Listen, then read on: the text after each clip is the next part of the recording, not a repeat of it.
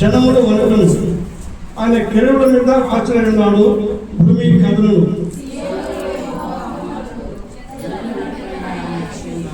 భయంకరమైన గొప్ప నామమును వారు స్తుతించెదరు. యెహోవా పరిశుద్ధుడు.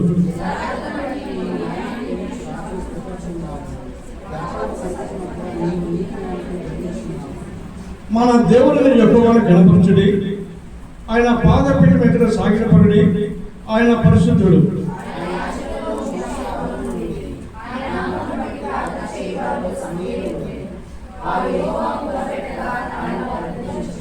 మేఘ స్తంభముల నుండి ఆయన వారితో మాట్లాడను. వారు ఆయన శాస్త్రం అనుసరించింది. ఆయన తమకి ఇచ్చిన కట్టను వారు అనుసరించింది.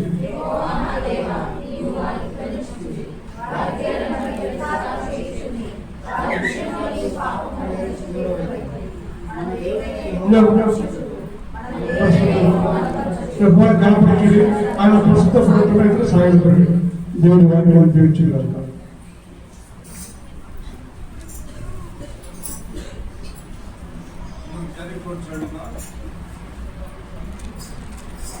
దయచేసి చదువుకునేటువంటి వాటి భాగాన్ని ప్రసాదం ఆయన వివరిస్తారు.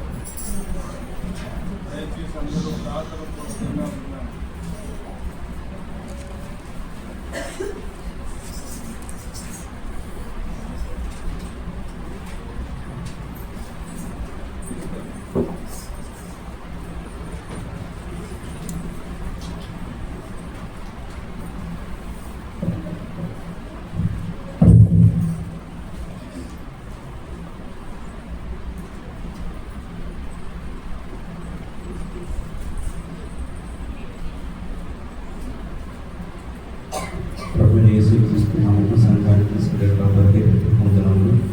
ఈ అవకాశం వచ్చిన పరిశుద్ధాత్మ దేవుడికి లెక్కలేని ఉదయం స్తోత్రం చెల్లించుకుంటున్నాను. చిన్న ప్రార్థన చేసుకుందాం. ప్రేమ కృపా కలిగిన పరలోక తండ్రి, గొప్ప దేవుడు, సజీవుడైన దేవుడు నాయన, భూమి ఆకాశం సృష్టించిన దేవుడు రాజా, ఆరాధనకు యోగ్యుడునైనా, ఆరాధించడం మీ నామం తప్ప వేరొక నామం లేదయ్యా. ఘనమైన దేవుడు నాయన, యేసయ్య మరి కొద్దినైనా మీకు పాద సన్నిధానంలో తండ్రి, మరి పునరుద్ధరణ దినం ముందు ప్రభావ మీరు నాకు ఇచ్చిన అవకాశం బట్టి మీ పాదములకు ఎక్కడైనా వందలు స్థుతులు స్తోత్రం అయ్యా. ఎన్నిక లేని వాడినైనా, జ్ఞానం లేని వాడిని ప్రభావ, నిద్ర లేని పామరునైనా, దుమ్ము వంటి వాడిని, తీర దౌర్భాగ్యులను, పెట్ట పిప్పలైన వంటి వారినైనా మీరు ఎన్నిక చేసిన విధానాన్ని బట్టి మీ పాదములకు లెక్కలేని ఉదాహరణలు స్తోత్రులయ్యా. పరిశుద్ధం కూడా మీరు నాతో సహకారిగా ఉండండి. భయాన్ని తొందరపాటు తీసివేసేయండి. నాతో మాతో అందరితో మాట్లాడండి అయ్యా. లోకంలో పాపం చేయకుండానైనా మీ యొక్క వాక్యం ఒక దేవునైనా దాపడకుండా సహాయం చేయవలసిన ప్రార్థన చేయొచ్చు. నన్ను వచ్చిన ప్రతి బిడ్డని మీ చేతులకు అప్పగించుకుంటూ రాజా, నన్ను దర్శించుకుంటూ మీ నామాన్ని ఉచిస్తున్న పరిస్థితి త్వరలో రాజుగానే నా ప్రభువు నిరక్షకుడు అయిన యేసయ్య నామమున ప్రార్థిస్తున్నాడు అడిగి వేడుకుంటున్నాను నా ప్రియ పరలోక తండ్రి. ఆమేన్, ఆమేన్, ఆమేన్.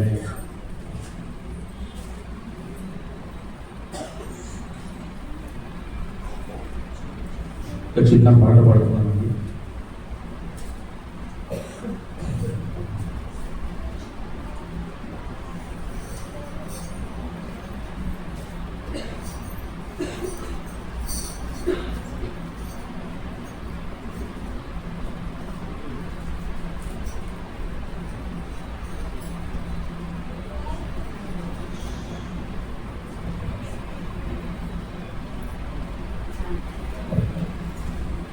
నీ కృపాతిశయమును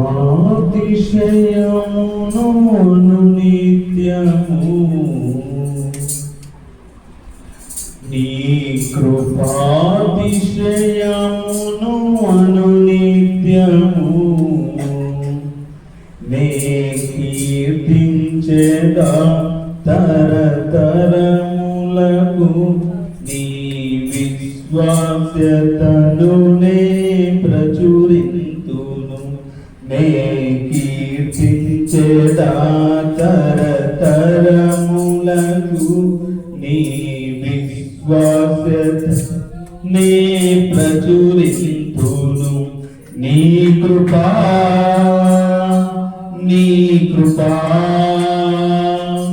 ఆకాశము కంటే హెచ్చైనది నీ కృపా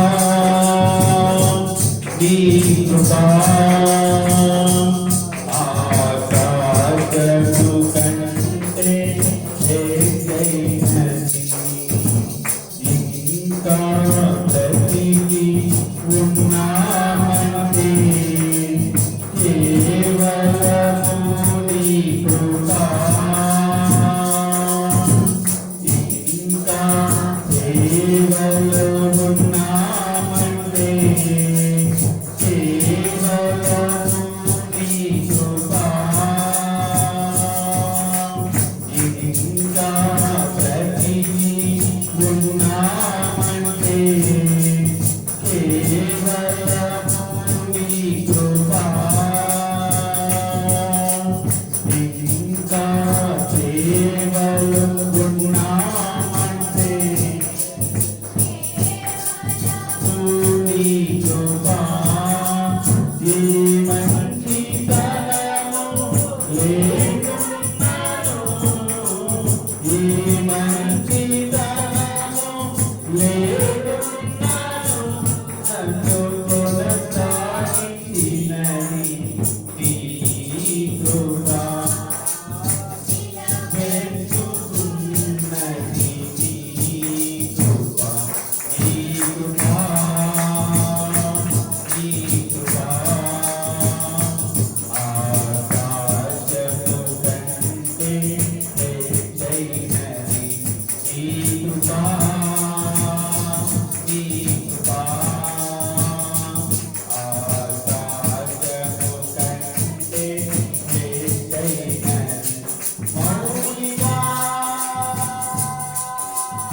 ఎదురుండేనా ప్రతిగా ప్రచురించగా నాకు విశ్వాసగలదు నీ చెంత చేరగలదు నాకు విశ్వాసగలదు నీ చెంత చేరగలదు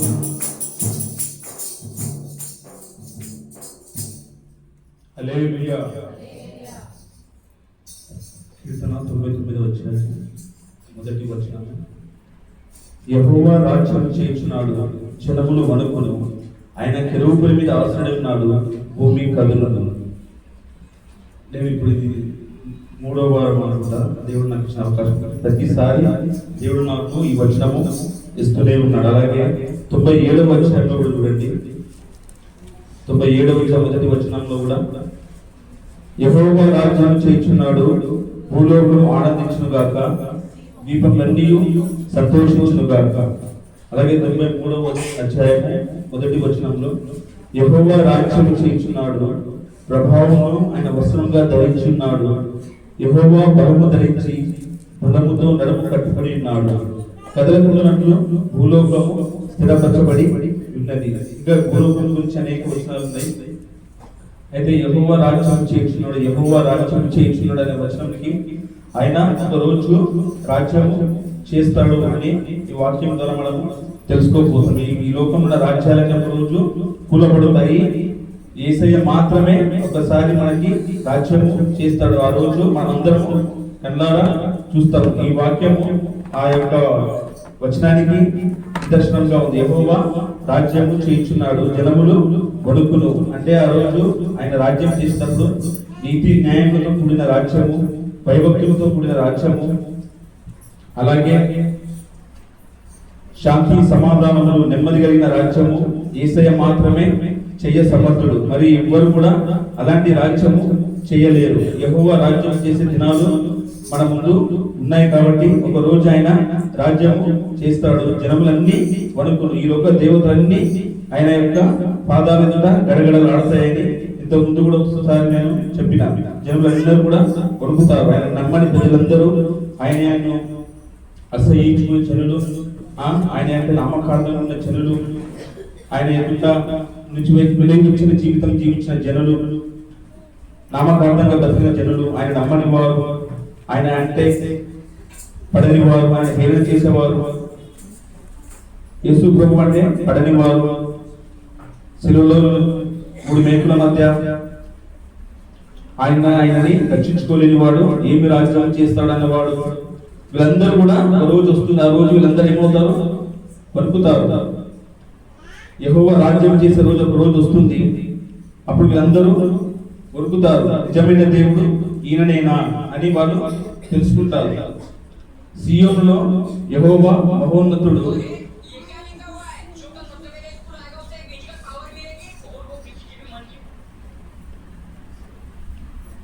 సియోనులో యెహోవా మహోన్నతుడు జనములన్నిటిపైన ఆయన హెచ్చి ఉన్నాడు.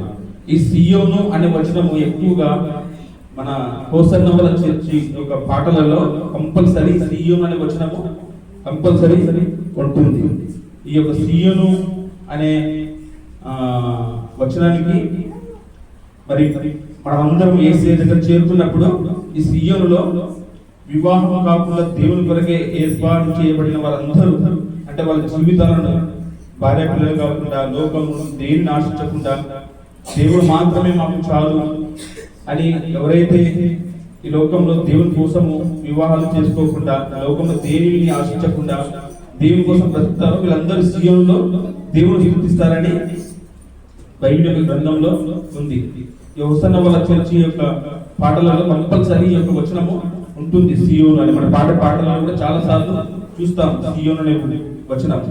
సియోను యెహోవా మహోన్నతుడు, జనములన్నిటిపైన ఆయన హెచ్చి ఉన్నాడు. సియోనులో ఆయన మహోన్నతుడిగా ఉన్నాడు. అక్కడ మనమందరం ఆయనని స్తుతిస్తాము, కొనియాడతాము. పరిశుద్ధుడు పరిశుద్ధుడు నిత్యము దేవదూతలతో కలిసి మనం కూడా ఆయనని ఆరాధిస్తాము.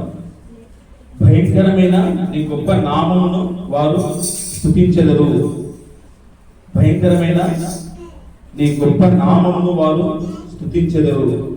యేసయ్య నామము భయంకరమైన నామముగా ఇక్కడ బైబిల్ గ్రంథంలో క్లియర్గా మనకు కనబడుతున్నది. మనం ఎప్పుడు కృప, ఆయన ప్రేమమయుడు, దయామయుడు, కనికరామయుడు, ఆయన కరికరం చూపించే దేవుడు. మనం ఎన్నిసార్లు పడిపోయినా మనల్ని లేవనెత్తే దేవుడు అని మనం ఇంకా పదే పదే పాపములు చేస్తూ ఉంటాం, లోకంలో పడిపోతూ ఉంటాం, నామకరమైన భక్తిగా జీవిస్తుంటాం, నువ్వెచ్చి జీవితంలో జీవిస్తుంటాం. ఆయన ఎంత ప్రేమమయుడో, ఆయన ఎంత కరుణామయుడో. నీ కోసం నా కోసం ఆ కలువరి కొండలో నీ కోసం నాకు ప్రాణాన్ని అర్పించిన మాట వాస్తవమే. కానీ నువ్వు తెలిసి తప్పు చేస్తే మాత్రమైనా చూస్తూ ఊరుకోడు. ఆయన నామము భయంకరమైన నామము కదా. అందుకే ఒక మాట ఉంటుంది కీర్తన గ్రంథంలో,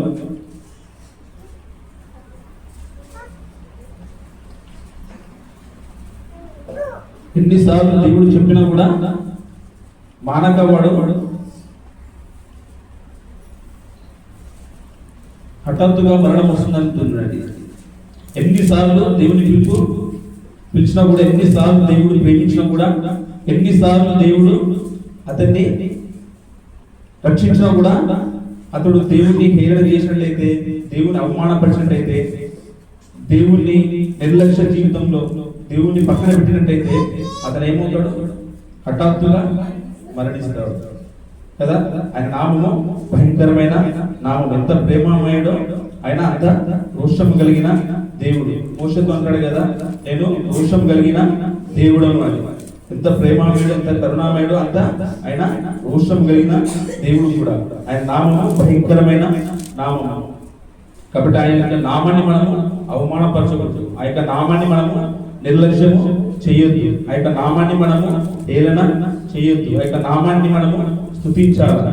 మన తరంలో వారికి ఆ యొక్క నామం గురించి చెప్పాలి. మన పిల్లలకి ఆ యొక్క నామం గురించి చెప్పాలి. ఆ యొక్క నామము కొనియాడదగిన నామము, అన్నిటికంటే పైనామము, యేసయ్య నామము, హెచ్చింపదగిన నామము. మన దేవుడైన యెహోవాను ఘనపరచుడి, ఆయన పాదపీఠం ఎదుట సాగిలపడుడి.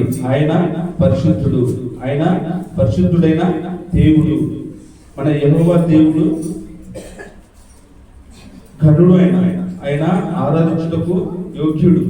అందుకే ఒక పాట పాడుతున్నాడు, నాకు ఇష్టమైన పాట.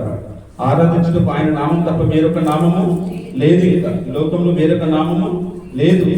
ఆయన మాత్రమే ఆరాధనకు యోగ్యుడు. కనపరచడానికి మన దేవుడే యెహోవా తప్ప వేరొక దేవుడి లోకంలో లేదు. ఆయన పాదపీఠ మీద మనము సాగిలపడాలి. సాగిలపడుట అంటే ఏమిటి? సాగిలపడుట అంటే బోర్ల పడి సాగిలపడుట. ఇది కొన్ని సంఘాలలో నేను చూశా. ప్రార్థన ముందు సాగిలపడి దేవుణ్ణి స్తుతిస్తారు, ఆరాధిస్తారు. నేను కూడా సాగిలపడ్డాను కదా.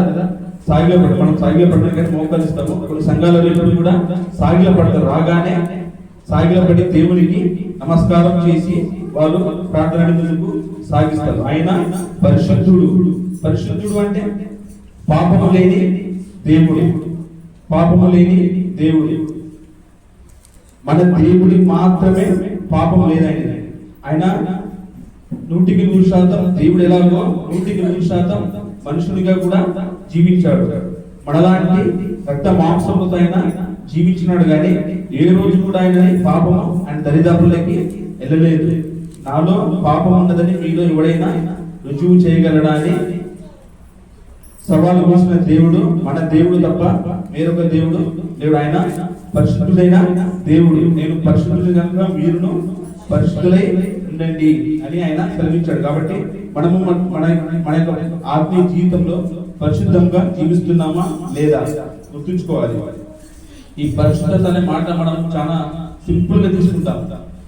ఈ యొక్క పరిశుద్ధత అనే మాట మన ఆత్మీయ జీవితం చాలా సింపుల్ గా ఉంటుంది, కానీ బయట లోకంలో మనం జీవిస్తున్నప్పుడు ఈ పరిశుద్ధతకి మనం చాలా దూరంగా ఉంటాం. మన చూపులు కానీ, మన క్రియలు కానీ, మన నడవడిక, మన మాట ఈ పరిశుద్ధతకి కొంచెం దూరంగా ఉంటుంది. ఆత్మీయ జీవితం ఉన్న నువ్వు నేను పరిశుద్ధతకి మన చేసే ఉద్యోగంలో, మన చేసే సహవాసంలో మనం పరిశుద్ధంగా ఉన్నామా లేదా, మన కనుచూపు పరిశుద్ధంగా ఉందా లేదా, నా నోటి మాట పరిశుద్ధంగా ఉందా లేదా, నా క్రియలు పరిశుద్ధంగా ఉన్నాయా లేదా. మనము దేవుడే ఆయన నేరుగా మనకి ఏమని చెప్తున్నాడంటే, నేను పరిశుద్ధం కనుక మీరును పరిశుద్ధులై ఉండండి అంటున్నాడు.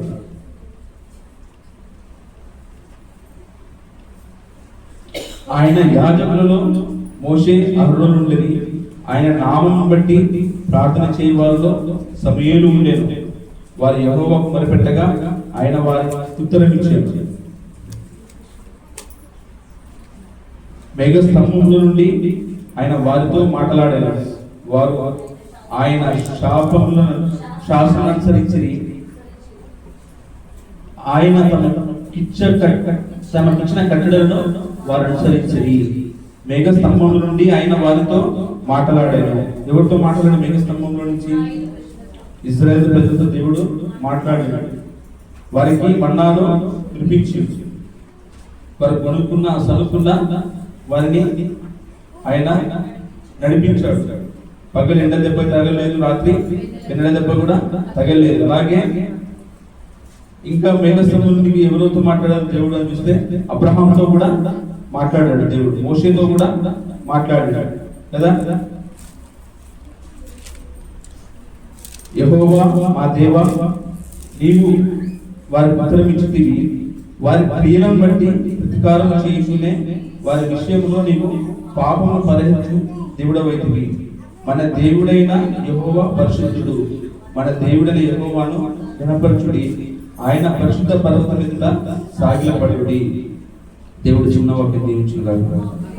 చిన్న సాక్ష్యం చెప్పి పిలుస్తాను. ప్రభువైన యేసు నామములో మీ అందరికీ మరొకసారి వందనం తెలియజేస్తున్నాను. లాస్ట్ వారం కూడా సాక్ష్యం చెప్పలేదు. మరి ఇది నా సాక్ష్యం ఏంటంటే, మీ అందరికి తెలుసు, చిన్నప్పటి నుంచి మేము 5 మంది మీ అన్నదమ్ములు, ఇద్దరు అక్క చెల్లెలు. అయితే మా కుటుంబంలో దేవుని మీద కొంచెం ఆసక్తి నాకు.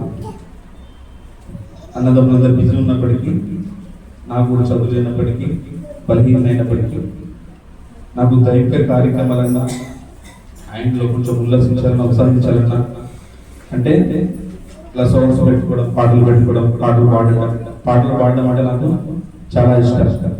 అలాగే ఇలా పుడుకున్నప్పుడు స్తుతించాలని, భజన అంటారు కదా, హిందువులు భజన అంటారు కదా, అలా దేవుని భజన చేయాలంటే నాకు చాలా ఇష్టం అన్నమాట.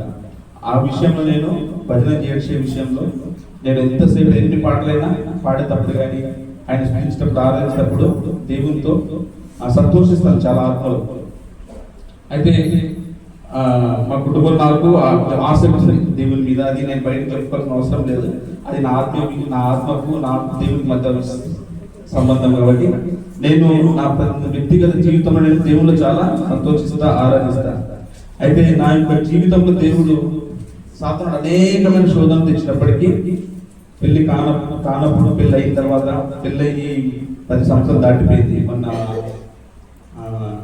డిసెంబర్ 2వ తారీఖు అంకల్తో ప్రేయర్ చేయించుకున్నాం. మార్నింగ్ నాకు గుర్తులేదు, కల్పన చెప్పింది ఇవాళ పెళ్లి రోజు. నాకు పెళ్లి రోజులు, బర్త్డేలు, యానివర్సరీ ఇలాంటి నా బర్త్డే నాకు గుర్తుండదు. ఆఫీస్లో ఏదో బర్త్డే అని చెప్తే అవును ఆ టైంకి చెప్తే విషయం చెప్తే నాకు ఎక్కువ ఇంట్రెస్ట్ ఉండదు అనమాట. ఇలాంటి బర్త్డేలు చేసుకోవాలా, పెళ్లి రోజులు చేసుకోవాలా, లేకుంటే అంటే నా వ్యక్తిగతం, అందరి గురించి కాదు, నా చెప్పుకుంటున్నాను.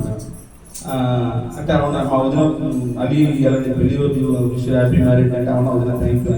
మన కల్పన ఉండి నీకు పెళ్లి కూడా గుర్తులేదు అంటే నాకు ఇంట్రెస్ట్ లేదు అవన్నీ అన్నప్పుడు సరే సరే అని మళ్ళీ అక్కడ ప్రేయర్ చేయించుకొని నేను డ్యూటీకి వెళ్ళడం జరిగింది. అలా దేవుడు మొన్నటితో 10 సంవత్సరాలు అనేకమైన శోధనలు వచ్చినాయి. మీరు అందరూ చూశారు, దైవజనం కూడా తెలుసు. అవన్నిటి నుండి ఆయన విడిపిస్తూ తప్పిస్తూ ఇంతవరకు ముందు సాగిస్తూ వస్తున్నాడు.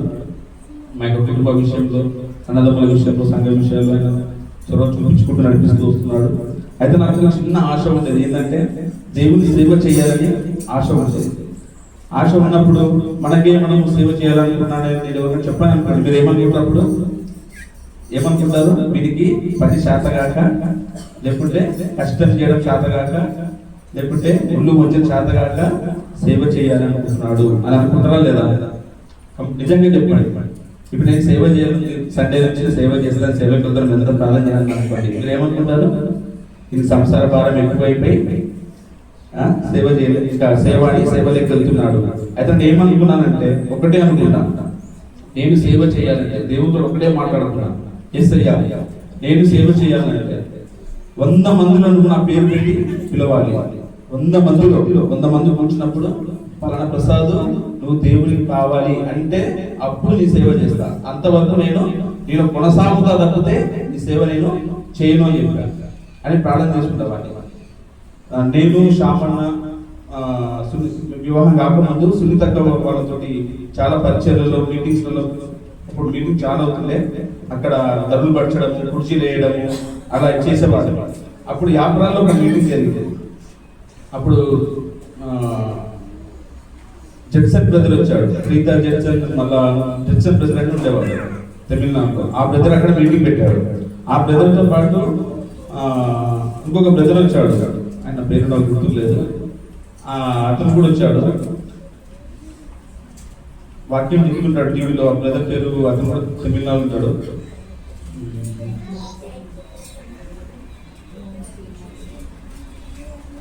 అయితే ఆ బ్రదర్ అప్పుడు నేను ఒక సైట్లో ఉన్నప్పుడు, అక్కడ పని చేసుకుంటా వాలంటీర్ ఉన్నప్పుడు ఆయన వాక్యం చెప్తూ ఒక మాట అన్నాడు. ఏమంటే వివాహం కాకముందు ప్రసాద్ నువ్వు దేవుని సేవ చేయాలి అన్నాడు. దేవుని సేవ చేయాలి అంటే నేను నాలాంటి ప్రసాద్ ఎంతమంది ఉన్నారు ఇక్కడ అని నేను లైట్ తీసుకున్నాను.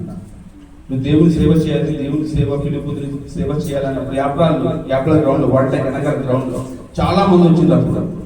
అని నేను కొనాలకుండా ఆయన నా పేరు పెట్టి తీసినప్పుడు నేను పట్టించుకోలేదు ఎక్కువ. ఇప్పుడు సేవ ఏంది, నేను జాబ్ చేస్తున్నాను మంచిగా, పెళ్లి లేదు ఏం లేదు, ఇప్పుడు సేవ చేయడం ఎవరు లేదు అనుకుని లైట్ తీసుకున్నా. తర్వాత ఇంకా నా జీవితం కొనసాగుతూ వస్తుంది. నేను ఇలాగే ప్రార్థన చేసుకుంటూ వస్తున్నా. నాకు నీ పట్ల ఆసక్తి ఉంది, కానీ సేవ చేయాలంటే పిలవాలి, మీరు పిలిస్తే తప్పితే నేను రాను అని ప్రార్థన చేస్తున్నప్పుడు అక్టోబర్ 2025 అక్టోబర్ 21 అమావాస ప్రార్థన. ఆ రోజు మేమందరం అమావాస ప్రార్థనకి డెంటల్ కలెక్టర్కి వెళ్ళడం జరుగుతుంది. అమావాసకి వెళ్తాను, ఎందుకంటే నెలకు ఒక రోజు కాబట్టి ఆ రోజు ఒక మధ్యరాత్రి వరకు నా దేవుళ్ళు గడిపితే ఆశీర్వాదకరం అని చెప్పి నేను ప్రతి అమావాస ప్రార్థనకి వెళ్తాను. అన్న వాళ్ళు అందరూ వెళ్తారు, వాళ్ళతో పాటు నేను కూడా కాలేను, ఒకసారి దేవుని జీవించి ఆరాధించి మళ్ళీ తిరిగి వస్తాను. ఆ రోజు ఆ దైవజనుడు ఏమన్నారంటే, సేవ చేయాలని అని లోపలికి ఎవరికైనా ఉంటే మీరు వచ్చి ముందు నిలబడండి అని. ఎవరికైనా ఆశ ఉందంటే ముందు నిలబడండి అని అన్నాడు. అందులో దాదాపుగా ఒక 40-50 మంది యవనస్తులు లేచి వెళ్ళారు. నేను వెళ్ళానా వద్దా అని ఆలోచించుకుంటూ భయంగా ఇంకా లాస్ట్లో దేవుడు ప్రేరేపించి లేగానే బలవంతంగా తీసుకెళ్ళి నాకు కొంచెం సిగ్గు ఎక్కువ కాబట్టి లాస్ట్ మూమెంట్లో ఒక్కొక్కరు పెయ్యి ఎట్లా కావాలని పడ్డారు. ఆయన అందరూ తల మీద ప్రార్థన చేసి వెళ్ళండి అని చెప్పాడు. వెళ్ళి కూర్చున్న తర్వాత ఆయన నన్ను లేపి బ్రదర్ మీకు దేవుని పిలుపు ఉంది, మీరు సేవ చేయాలా అని చెప్పి. మీకు దేవుని పిలుపు ఉంది, మీ గృహంలో ఎంతో మంది వెళ్తున్నారు కానీ మీ మీద దేవునికి ప్రత్యేకమైన పిలుపు ఉంది, మీరు సేవ చేయాలి అన్నారు. నేను నా బ్రదర్ నాకు ఉద్యోగం ఉంది, పిల్ల ఉంది, భార్య పిల్లలు ఇప్పుడే ఏంటంటే నువ్వు సేవ అయితే చేయాలి, పిలుపు ఉంది. నాకు దేవుడు దర్శనంలో చూపించుండు. ఒక సంఘము ఆత్మీయతలో ఎదుగుతూ నడుస్తూ ఆగిపోయింది. ఆ సంఘానికి దేవుడిని ఎదుర్కొంటున్నాడు. అది ఎక్కడ ఎప్పుడు ఏదనేది దేవుడు బయటపరుస్తాడు. నువ్వు దేవుడిలో ఉండు అన్నాడు. సరే బ్రదర్ అని చెప్పాను. ప్రార్థన చేయించున్నాను, వచ్చి కూర్చున్నాను. మళ్ళీ నేను దేవుడు కంటిన్యూ అవుతున్నాను, వస్తున్నాను. అయినా సడన్గా మొన్న ప్రేయర్ చేసినప్పుడు మీరు శనివారం ఆదివారం వచ్చి సహకరించారా నాకు ఇక్కడ అన్నాను. అప్పుడు నేను అన్నాను, బ్రదర్ శనివారం అయితే రాగలుగుతాను, మిగతా సమయం రాగలుగుతాను, సండే రాలేదు కదా, సంఘంకి వెళ్ళాలి కదా. చిన్నప్పటి నుంచి పుట్టి విరిగిన సంఘం, మా తల్లిదండ్రులు బలపరచబడ్డ సంఘం అది. మా తల్లిదండ్రులు మమ్మల్ని చిన్నప్పటి నుంచి ఆ సంఘంలో పెంచారు, దాంట్లో ఉంది అన్నప్పుడు ఆయన ఏమన్నాడంటే, నీకు మనుషులు కావాలా, దేవుని పిలుపు కావాలా అన్నాడు. అంటే నాకేం అర్థం కాలేదు, సైలెంట్ అయిపోయినా. నాకు ఎట్లా బ్రదర్ మరి అక్కడ మా బంధువులు, మా చుట్టాలు వాళ్ళు కూడా నా రక్త సంబంధికులు బయటోళ్ళు కాదు అంటే, మరి దేవుడు కూడా అబ్రహాంతో మాట్లాడి, అబ్రహామా నేను వెళ్ళిన స్థలానికి వెళ్ళినప్పుడు అయ్యా మా పెద్ద గ్యాంగ్ ఉంది, వాళ్ళ ఇంటికి వెళ్ళాలని అనలేదు. దేవుడు మాట్లాడాడు, అబ్రహామును వెళ్ళు నేను దీవిస్తాను. దేవుని మాటకు అబ్రహాము లోపడ్డాడు కదా. దేవుడి మాటకి అబ్రహాము లోపడ్డాడు. మోషే దేవుడు ఎన్నుకున్నప్పుడు మోషే నువ్వు వెళ్ళాలన్నప్పుడు మోషే కూడా నీలాగానే అయ్యా నత్తి వాడనన్నప్పుడు దేవుడు ఏమన్నాడంటే, మాట్లాడేవాడవు నువ్వు కాదు నేను, నువ్వు వెళ్ళు అన్నప్పుడు మోషే వెళ్ళాడు. కాబట్టి నువ్వు ఆలోచించుకున్నాను చెప్పు అన్నాడు. నువ్వు ఇక్కడ రావాలి, సాటర్డే సండే మిగతా టైంలో ఉండాలి, నాకు సహకరించాలి, నా దగ్గర ఉండాలి అని. అయ్యా ఏదో సమయంలో ఏదైనా వస్తా కానీ ఆధారం ఒకరోజు నేను మందిరానికి వెళ్ళాలి కదా అని. సరే బ్రదర్ నీ ఇష్టం ఆలోచించాలని చెప్పండి. కాబట్టి ఏది ఏమైనటికి దేవుని మాట నేను లోపడాలి. కాబట్టి దేవుని చిత్తం ఏమైందో నాకు తెలియదు. మీరందరూ నా వ్యక్తిగత జీవితం కోసం ప్రార్థన చేయండి. ఎవరన్నా ఏమన్నా అనుకుంటే దైవం క్షమించండి. నా కుటుంబం కోసం నా కొరకు మీరందరూ ప్రార్థన చేయండి. దైవజనుడికి ప్రత్యేక వందనం తెలియజేస్తూ సమీపించి అందరికీ మరో వందనం తెలియజేసుకోవచ్చు.